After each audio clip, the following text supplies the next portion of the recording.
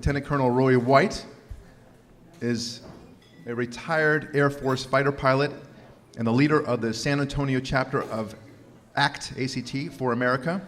He's also the founder and director of ACT for America's Truth in Textbooks, TNT. All right.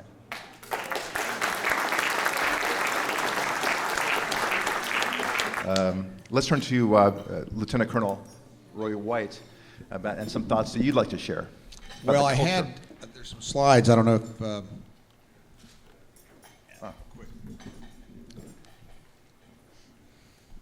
Well, thank you for having me today. Very quickly, Brigitte Gabrielle, our founder, wanted to make sure that she gets this point across to all of you.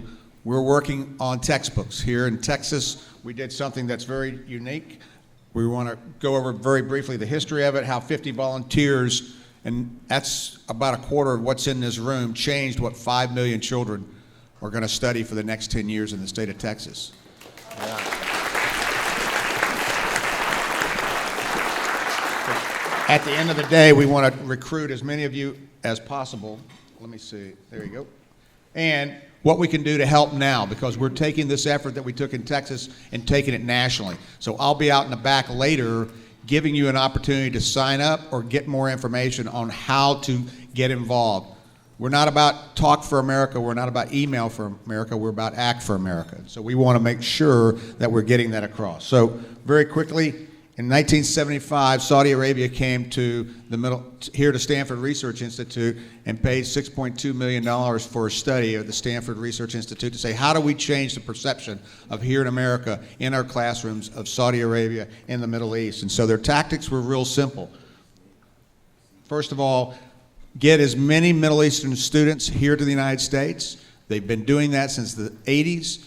Dr. Sandra Alfonsi, who is one of our advisors, with Curriculum Watch, with Hadassah, has done all this research. She found out that they were coming over in droves and documented exactly what they were doing. And that's writing and changing the history of the Middle East with dissertations. And then they would go out and establish Middle East Studies Department, $140 billion worth of money that was going into those departments and establishing, and Stanford Research Institute was the very first one that was established, and now they're close to 70.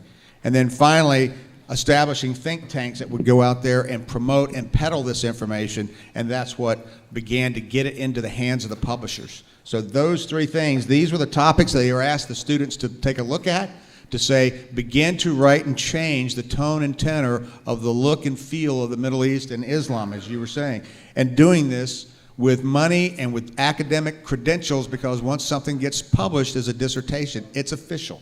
It now becomes official research. So at the end of the day, Saudi Arabia led the way, but it's continuing now on with Qatar, Turkey, and many others who are funneling money here into the United States and into our educational system through the back door. These organizations that you see listed on here are think tanks. That was the third step.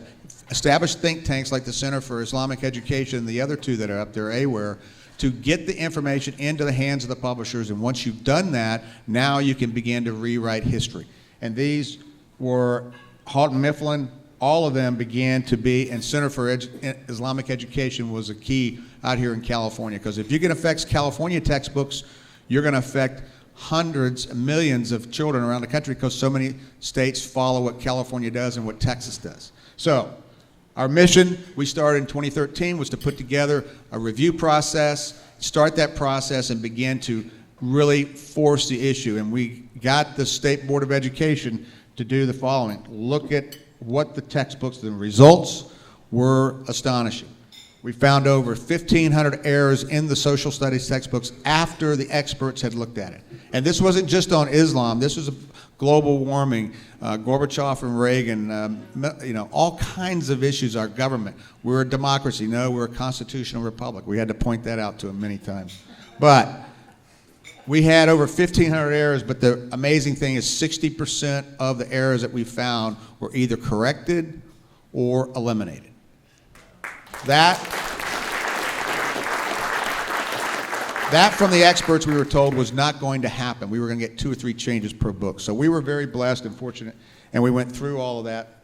And we put together a report card. It's on our website, and I just want to give you These were some lessons learned. Now we're going out and recruiting 300 to 500 people around the country that we will have as standby ready reserve reviewers, and we train them every month. We have a class, or every 3 months we have a class that starts.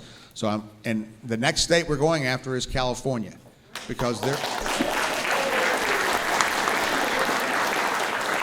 So we need for you, if you're a publisher, if you're a writer, if you are a volunteer, see me afterwards, come see me, because we can use you and we'll train you. And you do not have to have a bunch of letters after your names to be a reviewer. We had folks who couldn't even use a computer. But at the end of the day, when we testified before the State Board of Education and they asked me what my qualifications were, I said, well, I'm a high school graduate, I'm a fighter pilot, I'm a Rotarian, and my mother breastfed me.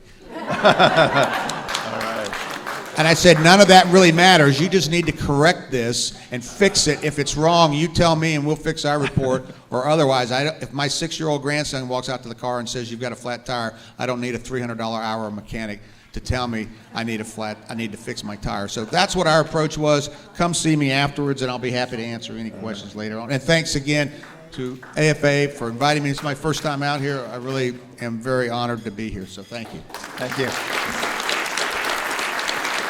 Ronnie.